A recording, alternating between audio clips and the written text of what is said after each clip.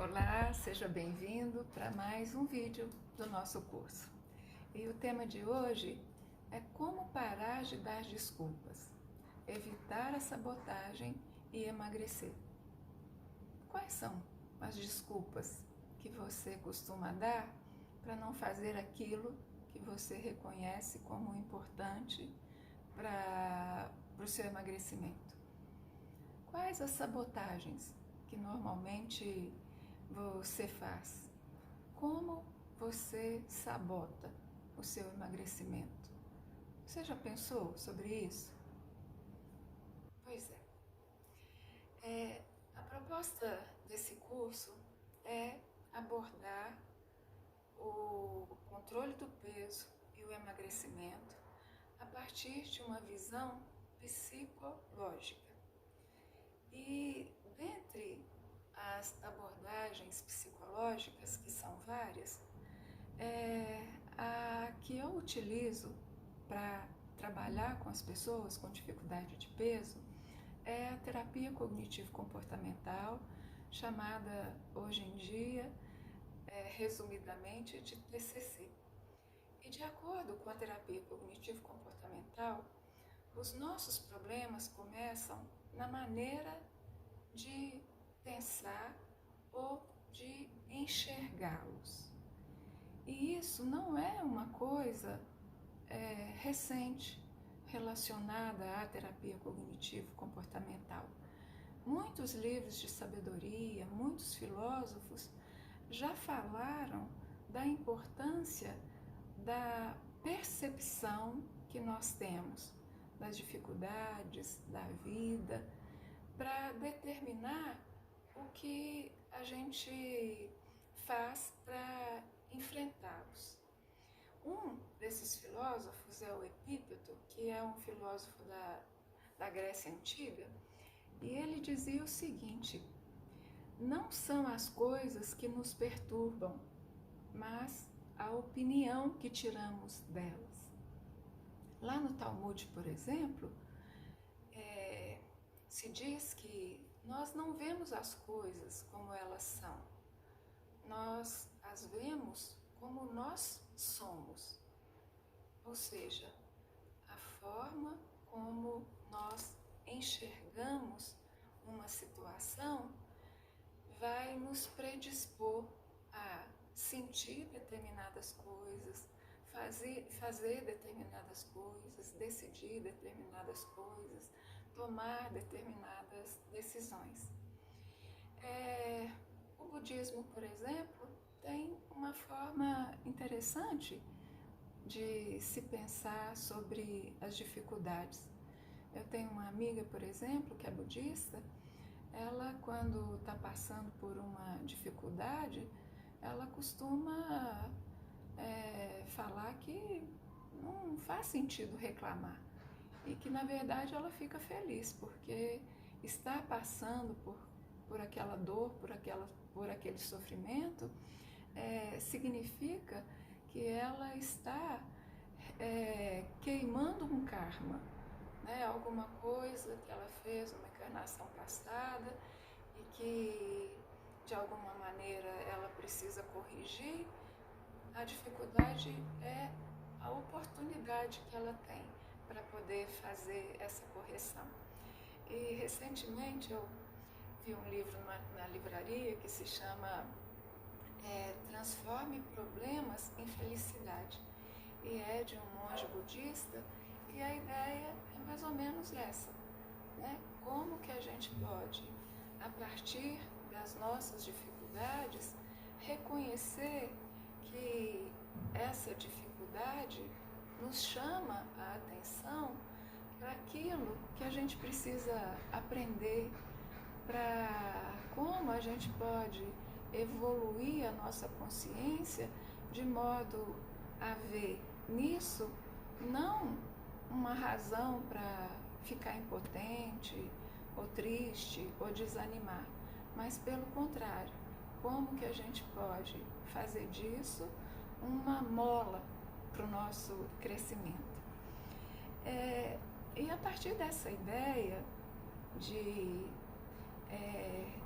mudar a forma como nós enxergamos as coisas para poder encontrar as soluções para essas coisas, para essas dificuldades e ter mais satisfação com a vida, a gente pode pensar, por exemplo, na importância de se ressignificar o que é dieta para as pessoas. Qual é o significado de dieta para você?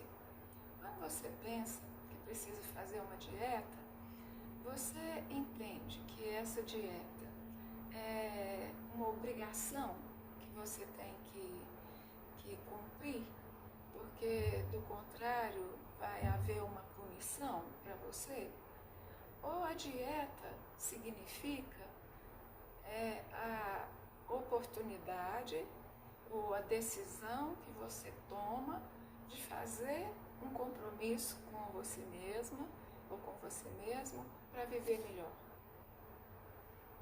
O significado que a gente dá para a dieta, então, vai determinar muito da nossa motivação ou da nossa indisposição para fazer dieta.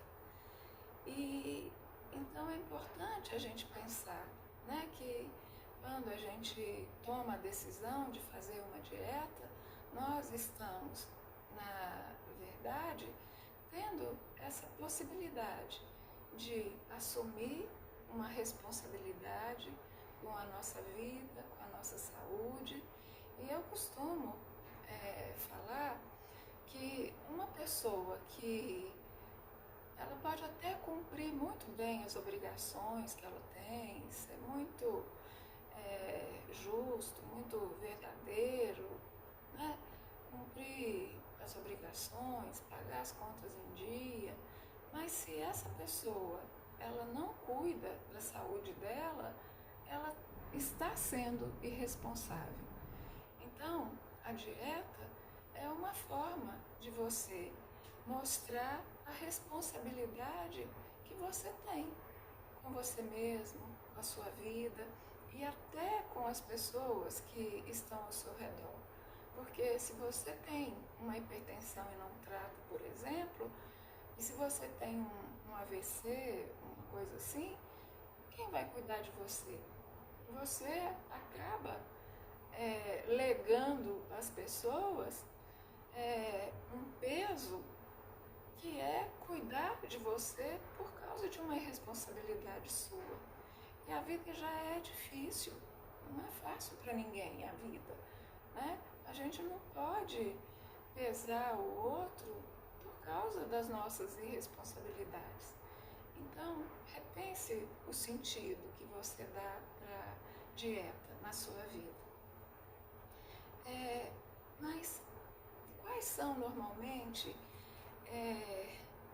as causas, né, ou o que sustenta essas desculpas e essas sabotagens que as pessoas normalmente apresentam para não emagrecer, ou não fazer aquilo que precisa ser feito para emagrecer?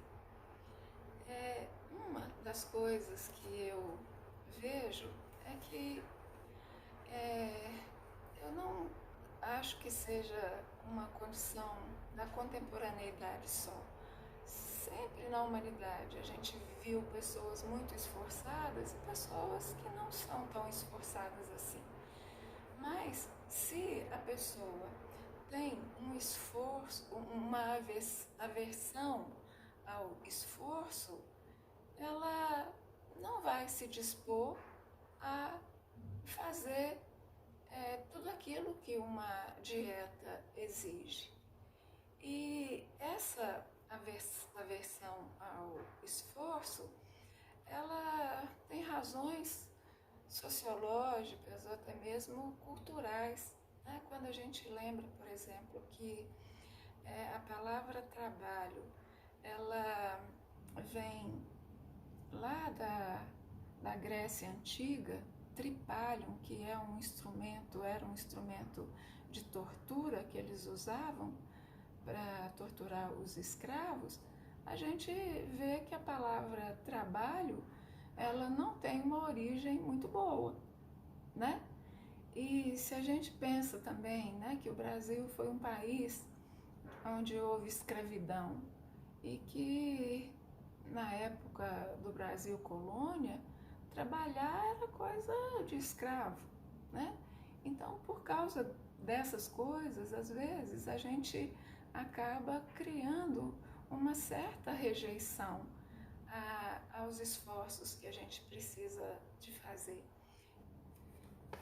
E emagrecer significa trabalhar nas várias dimensões do nosso ser.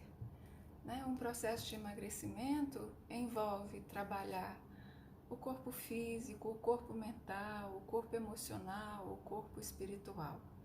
E não se dispor a fazer esse esforço significa ter que enfrentar vários processos de começo, desistência, recomeço, até que chegue um dia em que a pessoa não quer nem mais pensar no assunto.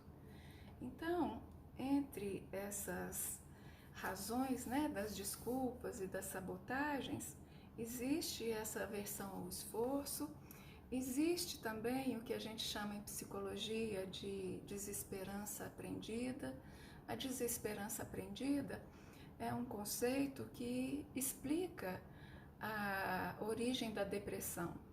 Né? A pessoa, quando a criança, e isso é aprendido, né? Quando a gente é criança, principalmente, se a criança, ela enfrenta uma dificuldade, não consegue resolver, enfrenta de novo, não consegue resolver, enfrenta mais uma vez, não consegue resolver, e ela não tem um estímulo e nem tem o seu esforço reconhecido, ela vai desenvolver o que a gente chama de desesperança aprendida ou desamparo aprendido, que significa você desenvolver uma crença de que não adianta você tentar, você não vai conseguir. E então isso mina a autoconfiança e a pessoa não se dispõe a fazer coisas que ela podia até fazer, que ela tem capacidade para fazer, mas ela aprendeu que não pode esperar nada, então ela nem tenta. Uma outra coisa que é importante com relação a se sabotar e dar desculpa tem a ver com a rejeição que eu percebo em muitas pessoas que têm obesidade ou que lutaram a vida inteira para emagrecer. Essas pessoas podem desenvolver uma rejeição a si mesmas, né? E por causa dessa rejeição, elas não se dispõem a assumir um compromisso com algo que possa ser bom para ela, né? Porque para a gente fazer compromisso, a gente só faz compromisso com coisas que sejam realmente importantes. Se eu não me julgo importante, se eu me desqualifico, para que eu vou fazer compromisso, principalmente com uma coisa que vai exigir de mim um esforço? Eu me lembro de uma pessoa que eu atendi, era uma mulher jovem e ela já tinha passado pela cirurgia bariátrica e ela havia se casado, já tinha uma filha e era professora universitária, estava indo para o exterior para fazer um pós-doutorado. Então, vocês imaginem a capacidade que tem essa mulher. E na história de vida dela, ela sempre se queixava de uma mãe que era extremamente exigente e que cobrava demais e que nunca era o suficiente, né? Então ela sempre deixava alguma coisa a desejar. E aí ela já estava motivada para o tratamento, já havia ido a várias sessões, mas um dia essa motivação estava bem baixa e o conteúdo da sessão girou muito em torno da visão que ela estava tendo dela mesma naquele dia. E ela falou uma coisa que me chamou muita atenção, que ilustra muito isso, essa autorrejeição, né? Ela falando assim, já que eu sou uma merda mesmo, tanto faz ser uma merda magra como uma merda gorda. Pra que eu vou fazer isso? Entende? E como que funciona isso? Isso não é todo dia que ela pensa a respeito dela dessa maneira, né? Isso mostra que tem um esquema mental importante, que é a visão que a gente tem da gente mesmo, que em determinados momentos está latente, está adormecido, e outros momentos ele está potente, ele está funcionando. E quando ele está latente, você não tem essa autocrítica tão severa. Mas se você vive uma dificuldade, ou se você tem uma frustração, um aborrecimento, isso faz com que aquele esquema se torne potente. E aí ele começa a aparecer na sua consciência como uma forma de diálogo interno. Então, rever esse autoconceito, estimular o autorrespeito, entender que pessoas não são problemas, pessoas têm problemas, que pessoas não precisam de conserto, pessoas precisam de ajuda. Isso faz toda a diferença.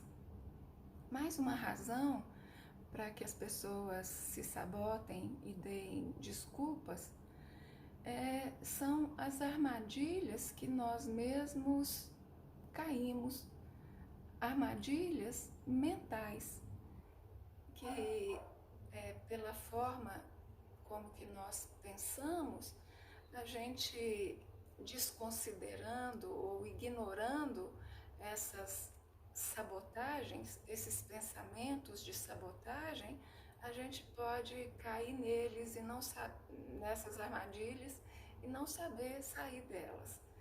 Exemplos de pensamentos de sabotagem ou pensamentos sabotadores. Procure identificar qual deles é mais comum no seu caso.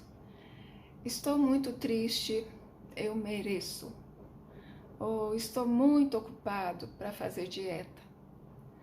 Ou você vai na casa de alguém, a pessoa te oferece uma coisa, você está fazendo dieta, sabe que não deveria comer, mas pensa que não pode decepcionar.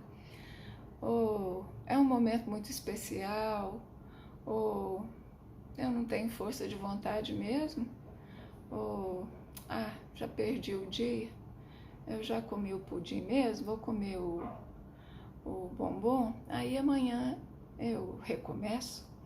Então são formas de pensar que são verdadeiras armadilhas para fazer com que as pessoas desistam da dieta ou até mesmo nem pensem em começar uma dieta. E diante desses pensamentos acaba a pessoa vivendo um sentimento de impotência, porque a armadilha é assim, você pode enxergá-la e evitar de cair, mas depois que você cai, às vezes é difícil de sair, né? Então, todo o processo Pense Magro tem a ver com você saber identificar quais são esses pensamentos de sabotagem, essas armadilhas, evitar de cair nelas e, se você cair, você saber sair delas. E existem vários tipos de armadilha, né? Além dessas armadilhas decorrentes da nossa forma de pensar.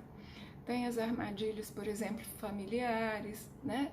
Que tem os hábitos familiares, ou mesmo festas e feriados que normalmente faz com que as pessoas pensem em festejar, e festejar sempre lembra comida, e isso acaba virando hábitos que são armadilhas também, né?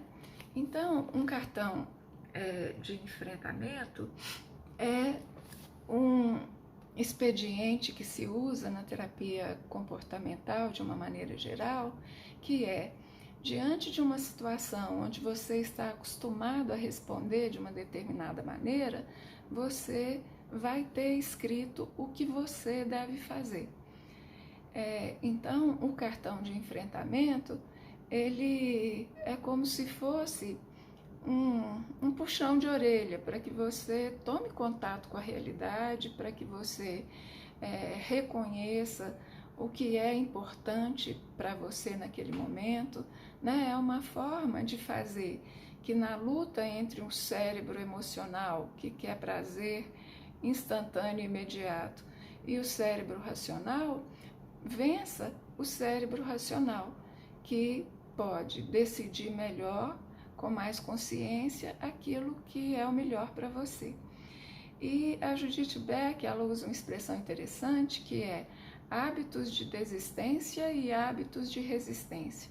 Toda vez que você faz alguma coisa que não devia te fazer, você está fortalecendo esse hábito de desistência. E ela compara com um músculo. Um músculo, quanto mais a gente exercita, mais forte ele fica. Mas se a gente deixa de usar, ele vai enfraquecendo. Então, se você repete aquele novo hábito, na medida em que você faz aquilo que você deveria fazer, você está fortalecendo o músculo da resistência. E quando você não faz aquilo que é o adequado fazer, que você está aprendendo e que deve ser um novo hábito que você deve instaurar na sua vida, você está fortalecendo o músculo da desistência, né? E normalmente, quando a gente pensa em desculpas, a gente pensa também na palavra procrastinação. Você sabe o que é uma pessoa procrastinadora? Literalmente, procrastinar significa deixar para amanhã. Mas esse deixar para amanhã não é só amanhã, literalmente, né? É igual aquela história lá do fiado só amanhã, né? Que você chega lá, todo dia tá a plaquinha que vai jogando para frente, né? Então, procrastinar significa você deixar para depois. Tem até a piada do procrastinador. Vocês conhecem a piada do procrastinador? Depois eu conto. Essa é a piada. Bom, mas então, procrastinar é uma coisa que todos nós, de alguma maneira, fazemos. Parece que tem uma tendência da gente a deixar para depois coisas que não nos interessam muito ou que nos tiram de uma situação que está mais agradável, por exemplo. Isso é a procrastinação. E eu queria comentar com você 5 motivos mais comuns e que fazem as pessoas procrastinarem. Primeiro, a meta é vazia de sentido. Como eu já disse nesse vídeo mesmo, a gente faz compromisso com aquilo que é importante para a gente. Então, se você tem uma meta que não faz muito sentido, que você não vê muita recompensa daquilo, é bem provável que você procrastine. Mas com relação ao emagrecimento, por exemplo, da mesma forma, né? Por que você quer emagrecer? Quais as vantagens que você vê em emagrecer? No programa da Judith Beck, uma das primeiras tarefas é você fazer o seu cartão de vantagens, para que você possa, em momentos desafiadores para você, ou mesmo no seu dia a dia, né, ler repetidamente aquilo, vai trazer para sua consciência a importância daquilo que você quer. E porque diante de uma coisa que é muito prazerosa, fica fácil esquecer alguma coisa que vai trazer um prazer só muito distante. O ser humano, ele não é muito de adiar a sua gratificação, né? A gente não consegue adiar as recompensas, né? Como poupar, por exemplo. Na China, por exemplo, poupar é um hábito e as pessoas valorizam muito isso, mas no Brasil já não é assim. Então, é uma tendência também de muitas pessoas querer as coisas de imediato, né? Então, se a meta é vazia de sentido, por exemplo, eu quero emagrecer porque eu quero vestir aquele biquíni no verão, ou eu quero ir ao casamento com aquele vestido, ou eu quero ficar magra para essa festa, né? E é esse pensamento que sustenta muitos dos spas que vivem de efeito sanfona, né? Então, se a meta é vazia de sentido, você dificilmente vai ter aquela prontidão para poder buscar realizar aquilo, né? Uma outra coisa que faz com que as pessoas procrastinem é a falta de habilidade técnica, né? Se você não se sente autoconfiante e capaz, é bem provável que você vá empurrando com a barriga, como a gente diz, né? E no programa Pense Magro, isso é interessante, porque a ideia é que você aprenda as habilidades. É essa a proposta da Judith Beck. Aprender tudo aquilo que é importante para você conseguir fazer a dieta e sustentar a dieta pelo tempo que for preciso. Então, é um aspecto muito legal do programa. A terceira coisa é, como se costuma dizer, a zona de conforto é muito boa para você deixar. Mas só que eu costumo dizer o seguinte, que essa zona de conforto, ela não é de conforto. Se fosse de conforto, estava bom, mas ninguém está confortável por estar 10, 20 quilos acima do peso, né? A zona é de não esforço. Você não decide não fazer esforço, mas não é confortável ficar nessa situação. E às vezes a gente fica porque a gente não quer pagar o preço pela mudança. Ou a gente passa a vida evitando situações difíceis, desprazerosas, que podem trazer sofrimento. Mas é muito melhor a gente sofrer sabendo que naquele caminho tem sofrimento, mas ali estão os meus valores, ali eu sinto um senso de coerência, né? Aquilo tem a ver comigo, é importante para mim, honra o que eu sou, a minha história, né? Porque o sofrimento vai existir de uma maneira ou de outra. Ficar traz sofrimento. Você, quando pensa em deixar essa zona, você imagina o sofrimento, mas prefere ficar aqui.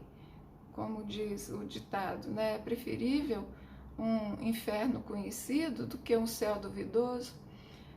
Mas o céu não é agora, pode ser céu depois que você passar por esse processo, que é de dificuldade. E uma coisa que eu digo normalmente é o seguinte, que tudo aquilo que a gente faz porque é mais fácil, vai acabar se transformando numa dificuldade para nós.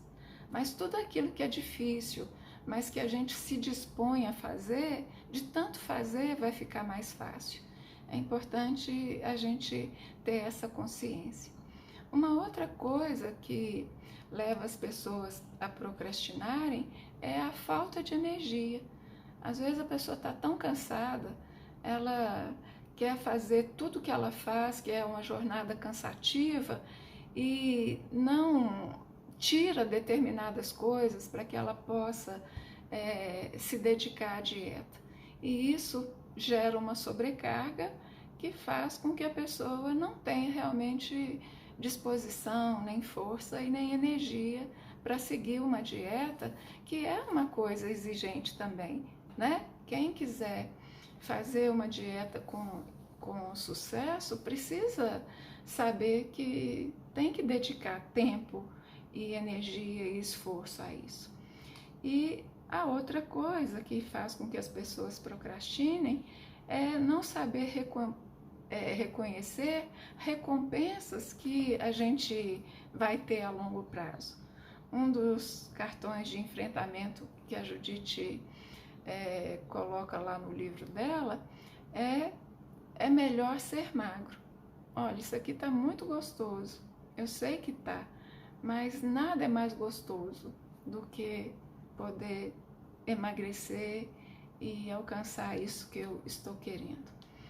Então, como a gente mudar essa tendência a procrastinar, a adiar, a dar desculpas, a fazer sabotagens, né? Primeira coisa é você ter clareza de quais as recompensas você vai ter. Então, faça o seu cartão de vantagens e deixe como um cartão aberto para que você possa ir incluindo coisas diferentes que você ainda não tinha pensado. Coloque esses cartões em vários lugares para que você possa estar sempre vendo e reprogramando a sua forma de enxergar coisas que são positivas e que a longo prazo valem e compensam muito mais. Uma outra coisa importante é você criar um sistema de recompensas, né? Estabeleça metas, né? Metas que são razoáveis, que são compatíveis, né? Por exemplo, no programa da Judite Beck, o esperado é que você emagreça 450 gramas por semana. A Organização Mundial de Saúde propõe que seja 2 quilos mais ou menos por mês, né? Então, estabeleça essas metas e se recompense quando atingir essas metas. Às vezes as pessoas emagrecem meio quilo e não reconhecem isso, não se elogiam por isso. Agora, se você imagina meio quilo de margarina, né, um recipiente de margarina, de gordura que você eliminou do seu corpo. Isso merece um elogio, merece uma recompensa. Então, adquirir esse hábito de se valorizar os seus esforços é importante. E muitas pessoas não emagrecem porque não aprendem o valor disso. A gente precisa incorporar isso na nossa maneira de pensar. E se for difícil para você dizer um elogio a si mesma, eu vou sugerir que você até escreva para que você possa, nos momentos em que você fizer esse esforço e merecer esse esforço, você possa repetir para você mesmo. Às vezes a gente tem que repetir, mesmo que seja uma coisa meio automática, assim, meio artificial, né?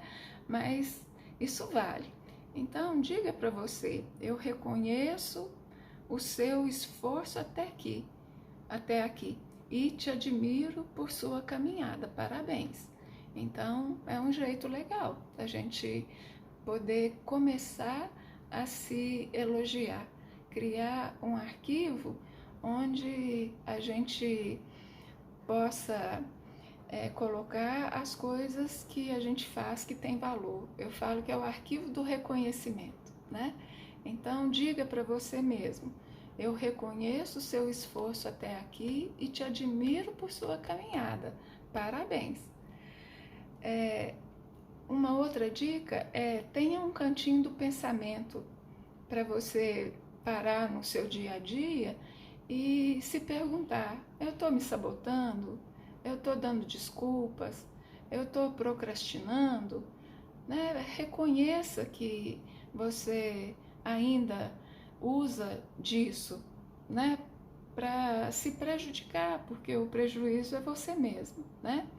Agora, uma coisa importante a se dizer sobre a procrastinação é que todo procrastinador, ele é compulsivo num outro aspecto da vida dele. Porque a pessoa pode procrastinar, por exemplo, com relação à saúde, mas não procrastina com relação ao trabalho. Tem gente que procrastina com relação à vida profissional, por exemplo, mas não procrastina com relação aos relacionamentos pessoais, entende? Então procure identificar em que área você tende a procrastinar e qual a área você é compulsivo, que você não sabe medir nem equilibrar o tanto de esforço que você faz. Uma outra coisa para nos ajudar a evitar essas armadilhas e a procrastinação é você criar uma rede de comprometimento, né? Pessoas que você sabe que gostam de você e que querem o seu bem, conte para essas pessoas a sua decisão, qual que é o seu propósito. No programa, a Judith Beck recomenda você encontrar um técnico de dieta. E um técnico de dieta não é nenhum profissional, é alguém que tem a capacidade de te estimular quando você estiver meio para baixo e ao mesmo tempo te elogiar quando você estiver seguindo e cumprindo as suas metas, né? E uma outra coisa é a questão de assumir a responsabilidade, né? Se a gente não fizer, quem vai fazer por nós? Né? E se a gente não fizer agora, quando vai ser que a gente vai fazer? Então, assumir essa responsabilidade e não ficar esperando que a mudança venha do outro ou que vai chegar aquele dia que você vai se motivar. Não vai chegar se você não se dispuser a pegar o boi pelo chifre, a entender que as coisas talvez mais importantes que a gente já fez na vida exigiram o nosso esforço e hoje a gente tem orgulho delas. Então pense nisso e lembre-se que a mudança sempre começa em nós. Seja um agente de mudança. Pense de uma forma positiva, né? Não fica falando eu queria emagrecer, eu tinha que emagrecer, eu precisava emagrecer. Coloque eu quero emagrecer, né?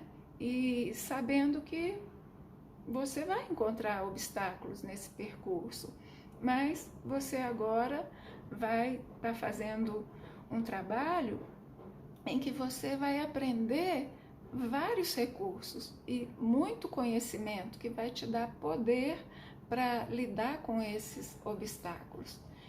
E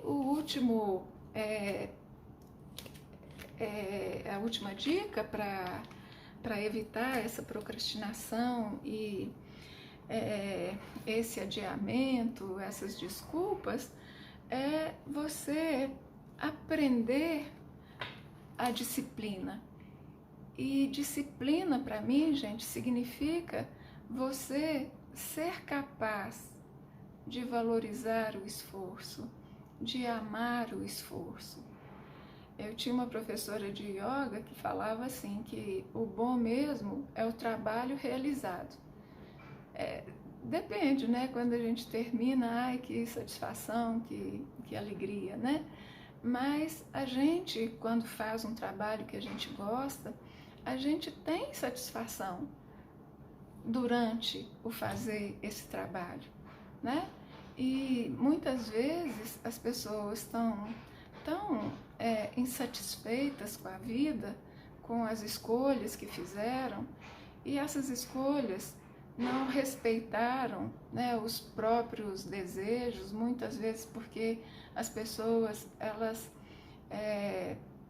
estão tão distantes delas mesmas que elas não ouvem essa voz, né? A voz da vocação, por exemplo, a palavra vocação vem de chamado, mas aí eu ficava imaginando quando eu era mais jovem que o chamado era de Deus para a gente, ó, vai ser isso. E não é. O chamado é da nossa alma, é de nós para nós mesmos. E a gente precisa silenciar, precisa parar, precisa topar com esse vazio que muita gente que quer emagrecer não suporta e preenche com comida, né? Aprender a ressignificar esse vazio, ver fertilidade nele. Isso é fundamental, porque aí sim a gente vai poder encontrar a nossa vocação, e quando a gente encontra a nossa vocação, a gente é capaz de contribuir, né, com a comunidade que a gente vive, com aquilo que a gente conquistou, com aquilo que a gente se tornou, e isso traz uma grande satisfação. E quando a gente tem gosto pela vida, a gente tem satisfação pela vida, a gente não deixa a comida ocupar tanto lugar na nossa mente, né, no nosso tempo, né, na nossa história, porque a gente se nutre das coisas que a gente faz, que traz gratificação para a gente. Então, parar de dar desculpa, parar de ficar se sabotando, tem a ver, na verdade, com você estar disposto a prestar atenção à sua consciência, ouvir essa voz interior e poder integrar, né, tudo aquilo que você é, usando todo o potencial que você tem. E a gente tem para resolver os problemas aquilo que a gente precisa. Deus fez as coisas de uma forma tão perfeita, né? Porque se existe fome, Ele fez o alimento. Se existe sede, Ele fez a água, né? E a gente pode acreditar que se a gente tem uma dificuldade, nós, pelo que nós somos, sendo capazes de reconhecer tudo aquilo que a gente é, todo o potencial que a gente tem, a gente vai poder resolver isso. Então, através da mente, por exemplo, a gente pode ampliar a nossa mente e enxergar a dificuldade de emagrecimento de uma outra forma, buscar conhecimento, experimentar coisas novas. A gente tem a nossa mente. A gente tem o nosso corpo físico, que é o que nos permite a disciplina, né? A gente precisa de disciplina para construir coisas de valor. Então, é através do corpo físico, né? Movimentando ou ficando parado, quando a gente estuda alguma coisa, por exemplo, né? Exercitando o nosso corpo, utilizando os recursos que o nosso corpo tem, a gente vai poder ter mais armas e mais poder contra os obstáculos desse caminho. A gente tem a emoção também, e a emoção é que faz a gente desenvolver a coragem que a gente precisa para buscar certas coisas, né? E muitas vezes a gente passa a vida com as nossas emoções, as nossas paixões anestesiadas. Então, é preciso resgatar e vitalizar esse corpo emocional que a gente tem. E a gente faz isso na medida em que a gente começa a se olhar de uma forma inteira, né? Olhando se eu valorizo tanto o emagrecimento, por quê? Será que eu sou uma pessoa que valoriza a forma estética, a estética do magro me agrada? Ou é porque eu simplesmente estou sendo uma Maria vai com as outras e acho que o estereótipo de beleza tem a ver com a magreza, eu preciso fazer isso, né? Então,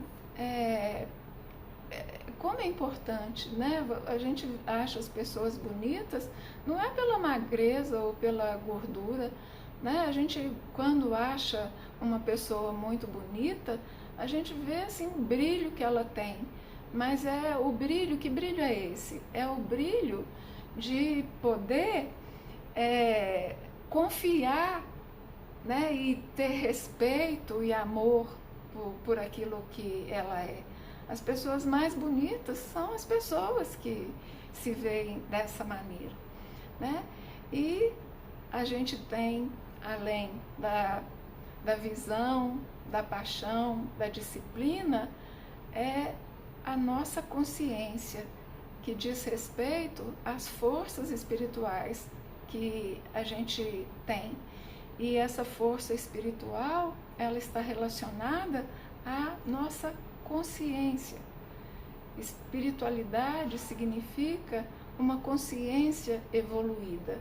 E quando a gente busca evoluir essa consciência, a gente vai se inteirando de coisa, a gente vai querer se alimentar de outras coisas, porque não é só comida que alimenta o ser humano.